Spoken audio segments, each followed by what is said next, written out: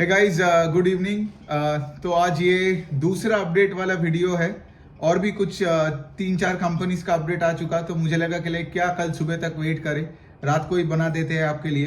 तो नाम तो अभी देख चुके हो, तो एक एक करके कवर करते हैं। तो सबसे पहले हम बात करेंगे ज्वेलरी स्पेस की। तो टाइटन कंपनी ने अपने अपडेट दिया और टाइटन का sales grew 26%, which is amazing. 26% in Q2 over previous Q2। ठीक है, अब अगर आप देखोगे टाइटन का मतलब से फॉर एग्जांपल पिछले क्वार्टर को छोड़ के मैं बात कर रहा हूँ, बिकॉज तब तो वो हीट वेव और वो सब इलेक्शन का सीन था। लेकिन अगर आप पिछले फिजिकल में जाओगे तो टाइटन वाज ग्रोइंग अराउंड 20% के आसपास, है ना, कि 20, 21, 22%, 19% इस रेट से टाइटन ग्रो कर रहा था। ठीक है, I think FY24 over FY23 में भी टाइटन का आई थिंक 19-20% का ग्रोथ था। लेकिन इस बार 26% कैसे किया? इट्स बिकॉज आपने देखा होगा कुछ दिन पहले एक न्यूज आया था कि ज्वेलरी में कस्टम ड्यूटी घटा दिया। अब कस्टम ड्यूटी घटाने का मतलब क्या हुआ? आई थिंक पहले कस्टम ड्यूटी वाज 15%, अभी वो घट के हो गया 6%। ठीक है, तो ये गवर्नमेंट के साइड से आया और इससे क्या हुआ? इससे आज आपका मतलब से फॉर एग्जांपल ज्वेलरी का कस्टम ड्यूटी घटने का मतलब यही है कि अभी जो प्लेन गोल्ड का जो भी भाव था, आज वो आपको उससे कम दाम में दुकान में मिल जाएगा। Got it? तो सोचो for example India is such a gold crazy nation, right? और सबको पता है कि लाइक आगे जाके फेस्टिव पीरियड, आगे जाके मैरिज सीजन चालू होने वाला है। तो ये जो कस्टम ड्यूटी का जो रिडक्शन हुआ, इससे क्या हुआ? कस्टमर्स, राइट, पूरा प्लेन गोल्ड भर भर के खरीदना चालू कर दिया।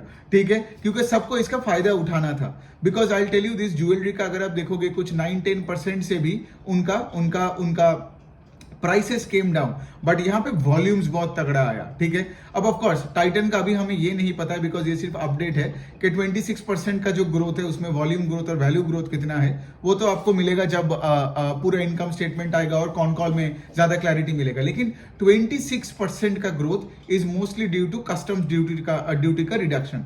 ठीक है, अब सोचिए यहाँ पे बात ये आता है कि there are so many other companies. Let's say इतने दिनों से आप देखे होंगे कल्याण ज्वेलर्स, सेनको, फिर उसके बाद PN गाडगिल, फिर उसके बाद आप और भी कंपनीज को देखोगे, छोटे मोटे और भी रीजनल ज्वेलरी कंपनीज है, they were all doing well and many companies were growing at a much faster pace than Titan.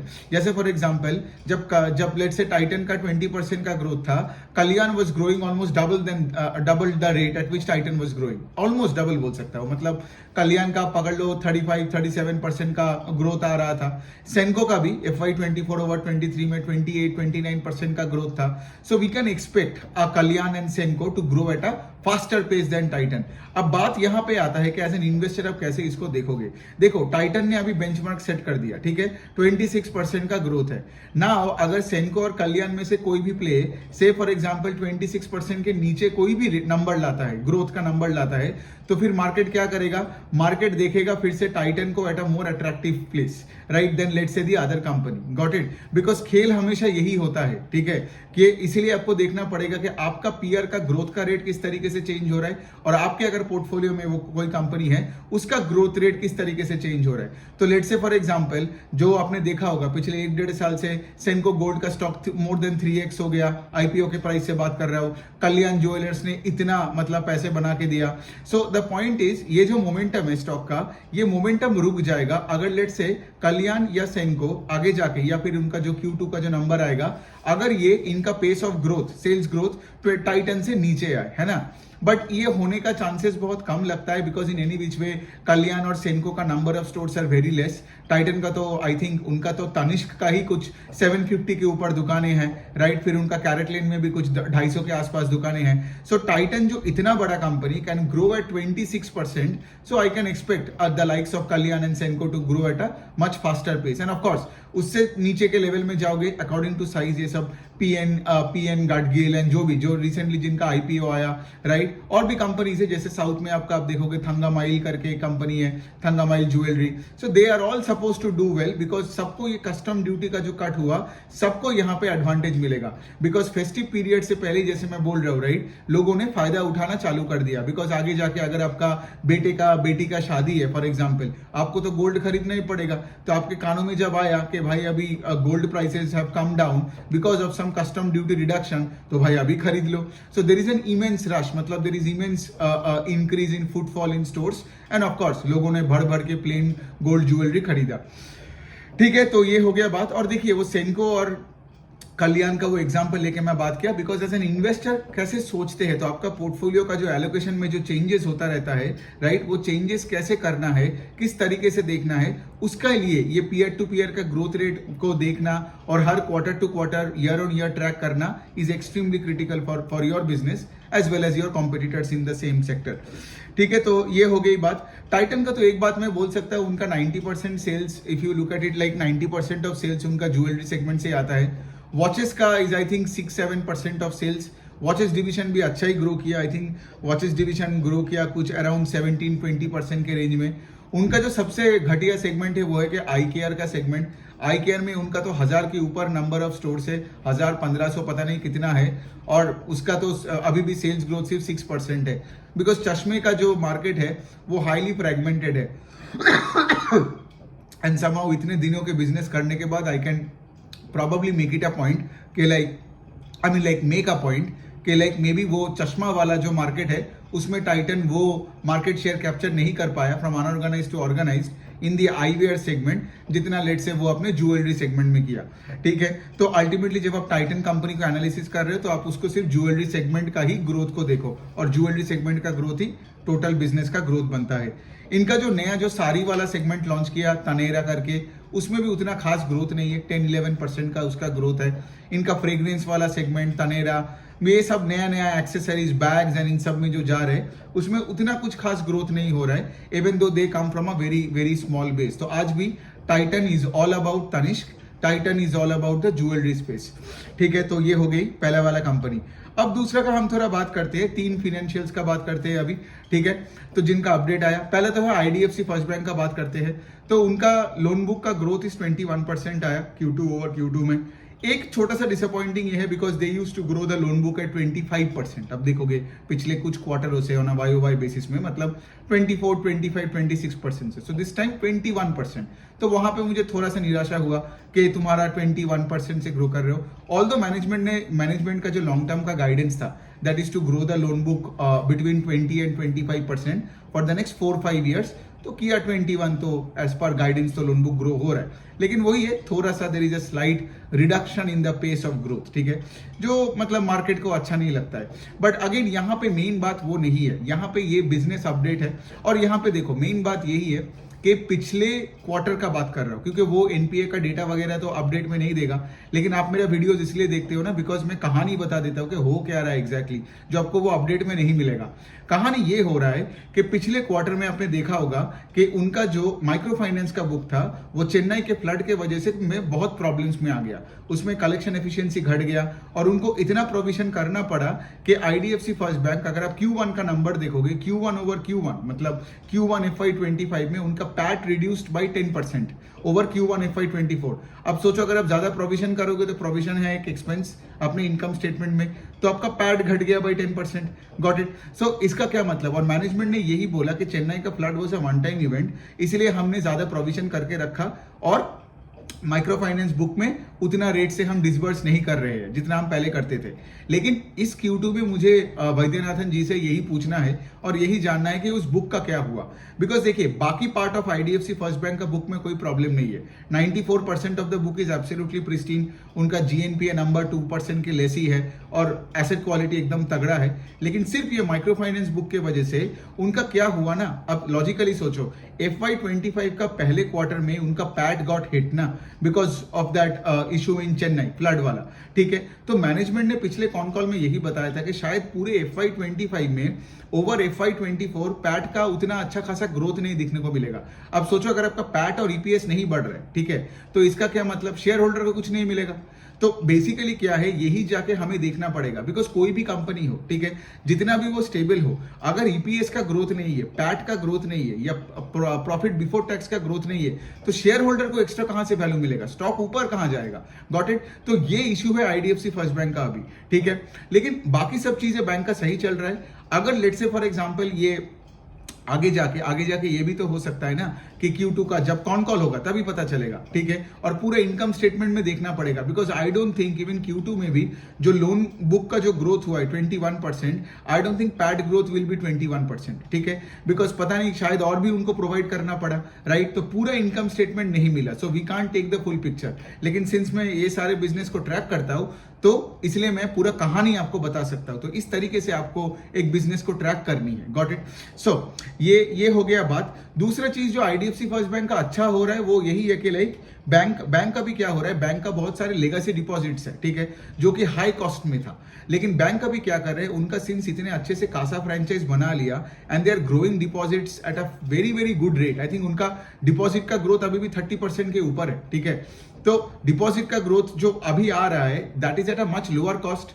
तो वो क्या कर रहे हैं, ये डिपॉजिट का पैसा लेके वो हिस्टोरिकल जो लेगेसी डिपॉजिट्स था एट अ हायर कॉस्ट उसको चुका रहे, गॉट इट। सो इंक्रीमेंटली क्या होगा, बैंक का कॉस्ट ऑफ बोरोइंग पे और कंट्रोल आ जाएगा, निम्स यहाँ पे एक्सपैंड होने का संभावना है गोइंग फॉरवर्ड, आरओई बढ़ने का प्रोबेबिलिटी ज्यादा है। लेकिन पॉइंट क्या है, जैसे मैं बताया, लेकिन दूसरे साइड में अगर आपका प्रोविजंस बढ़ता गया तो आपका नेट इनकम हिट होगा और उस साइड से आरओई घटेगा, है ना। तो आईडीएफसी में सब कुछ ठीक था, लेकिन वो जो चेन्नई वाला फ्लड के वजह से जो माइक्रो फाइनेंस बुक में जो ये इशू आया उसी से ही थोड़ा सा ब्रेक लग गया। आप देखोगे इसका स्टॉक भी चलना बंद कर दिया, एक टाइम में एकदम 100 तक गया, फिर इसके बाद नीचे आके 70 80 पता नहीं अब कहां पे पड़ा है, ठीक है। एक बात ध्यान से समझ लो, आपने फ्यूजन का भी देखा होगा, फ्यूजन माइक्रो फाइनेंस 3 क्वार्टर से क्रेडिट कॉस्ट बढ़ता गया, मैनेजमेंट ने अपना जो एस्टीमेट गाइडेंस में क्रेडिट कॉस्ट को और बढ़ाया, स्टॉक 700 के रेंज से आके 250 के रेंज में आ गया। सो बेसिकली पॉइंट क्या है, फिनेंशियल्स में अगर आपका क्रेडिट कॉस्ट बढ़ते जा रहा है, एसेट क्वालिटी खराब हो रहा है और मैनेजमेंट गाइड कर रहा है for worsening of asset quality, भाई उन स्टॉक से एकदम दूर रहो। जैसे फ्यूजन का देखो क्या हालत है, 700 का सामान 250 में आ गया, ठीक है। अब जो इन्वेस्टर्स वहां पे मतलब बैठे हैं वो अभी उम्मीद पे बैठा रहेगा कि एंड दे विल होप कि the business comes back soon. लेकिन सोचो अगर ये बिजनेस को 4-5 साल लग जाए ठीक करने में, तो वो 4-5 साल उसका वेस्ट हो जाएगा, राइट। और इसीलिए तो प्रॉब्लम होता है, येस बैंक में तो यही प्रॉब्लम हुआ था with so many retail investors कि वो उम्मीद पे बैठा था and because they could not cut stocks at a loss, right, ताकि वो अपने बाकी पैसे को तो बचाए, बट ये मेंटालिटी लोगों में नहीं होता है। बट एनी विच वे यही वाला पॉइंट है। अब देखते हैं, आईडीएफसी फर्स्ट बैंक ने तो यही बताया कि वो वन टाइम इवेंट है। सो Q2 से I would expect the numbers to improve and I would want to see the micro finance का collection efficiency number, because overall bank level का collection efficiency is very good. I think 98-99% के range में ही होगा, लेकिन micro finance का जो 6% of the book है उसका collection efficiency is something that I would want the management to give the data out in the con call, ठीक है। तो ये हो गया। अभी 2 और बैंक है, एक है इंडसइंड बैंक। देखिए IndusInd bank is basically a good bank, solid asset quality है उनका। अगर आप देखोगे इंडसइंड बैंक एक ऐसा बैंक है जिनका कोई होम लोन का पोर्टफोलियो नहीं है, ठीक है, यही एक इंटरेस्टिंग बात है। और 25% ऑफ द बुक उनका है auto loans, 2 wheeler 4 wheeler commercial vehicle, and they are one of the leaders, banks में देखोगे leaders in lending to the automobile sector, ठीक है। बाकी उनका रिटेल, कॉर्पोरेट, एसएमई सेगमेंट्स तो है। तो इंडसइंड बैंक का इस बार का जो रिजल्ट आया तो बहुत ही मतलब आई वुड से एक मीडियोकर टाइप का नंबर है। लोन बुक सिर्फ 13% से बढ़ा और डिपॉजिट 15% से बढ़ा। अपडेट है, अपडेट में सिर्फ इतना ही मिला। अब लॉजिकली आप सोचो, राइट, अगर आपका लोन बुक 13% से बढ़ता है तो क्या है, राइट। मतलब the point I am trying to say इसके लिए इसमें ज्यादा पैसा नहीं बनता है। अगर आपका एसेट क्वालिटी अच्छा है, let's say you are an investor in IndusInd bank and that bank is growing at 12, 13, 14%, तो आप ऐसे टाइप का ही रिटर्न एक्सपेक्ट कर सकते हो, राइट, फ्रॉम दैट स्टॉक। तो ये हो गया इंडसइंड बैंक का। और इंडसइंड बैंक का तो देखो, इंडसइंड बैंक का तो मतलब ज्यादा कुछ हो भी नहीं रहा है, ऐसा तो नहीं है, because there are very big bank. अभी तो बड़ा भी हो गया है। कितना होगा उनका लोन बुक का साइज, अभी मैं मतलब उतना याद नहीं आ रहा है, 2 लाख करोड़ 3 लाख करोड़ के रेंज में आई गेस तो होगा ही। The point I am trying to say इसके लिए ये सब बैंक है जो मतलब इस रेट पे अगर आप इसको लोगे, ठीक है, जिसमें आपको 15% के नीचे ग्रोथ का नंबर दे रहा है, या अगर नॉन फाइनेंशियल में देखोगे तो सेम लॉजिक आता है। मतलब जिस कंपनी का सेल्स ग्रोथ 10% है, 8% है, उससे बेटर मैं इंडेक्स खरीद लूंगा ना, बिकॉज इंडेक्स के अंडरलाइंग जो कंपनीज है उनका सेल्स ग्रोथ 10-12% हो ही जाता है एडजस्टेड फॉर इन्फ्लेशन। तो यही है बात। और क्या है, चलो ये हो गया इंडसइंड।